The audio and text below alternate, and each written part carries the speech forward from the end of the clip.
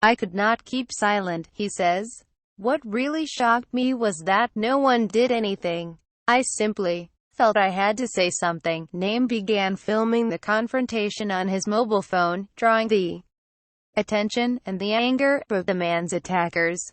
In retaliation, they turned on him. When he tried to flee at the next stop, the men dragged him behind a shop and assaulted him.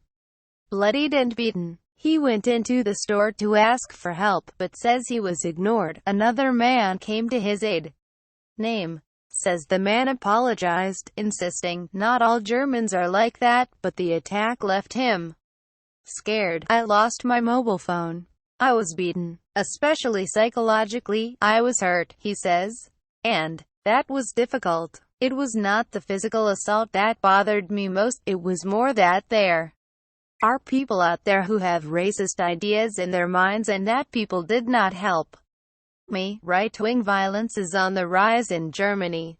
The country's Federal Bureau of Investigation, BKA, received more than 3,700 reports of attacks on asylum seekers and refugees in 2016, a dramatic increase of 200% from the year before.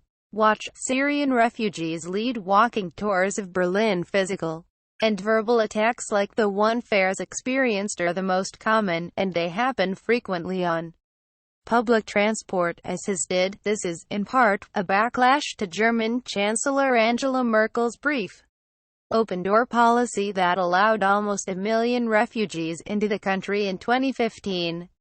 In 2016, 280,000 migrants applied for asylum. Most came from Syria, Afghanistan, Iraq, Iran, Eritrea and Pakistan. Merkel's policy proved polarizing. Large parts of the community initially embraced refugees, greeting them at railway stations, and offering them food and places to stay. But the welcome cooled after the sexual assaults in Cologne on New Year's Eve 2015, where police say scores of migrant men assaulted women during firework displays in the city's main square. Germany keeps tabs on known neo-Nazi groups, and police keep an especially watchful eye on the northeastern state of Saxony.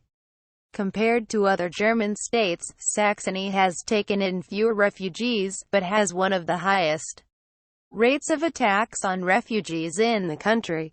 It was here that the right-wing Pegida group was founded in 2013 to promote the so-called peaceful Europeans against the Islamization of the West movement. Incidents like the Cologne attacks have provided fertile ground for neo-Nazi groups such as the Friedel group of violent extremists based in the small town of Friedel in Saxony.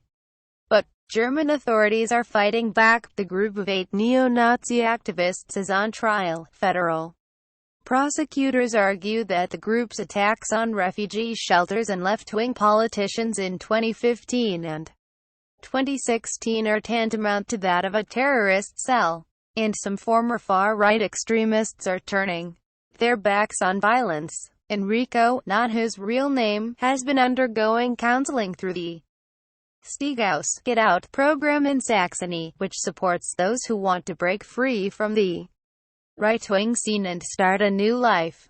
The 40-year-old former neo-Nazi recalls a time when hatred and violence were his everyday companions. I wanted to provoke, and then I was provoked myself by these people. We attacked asylum shelters, threw explosives at their homes.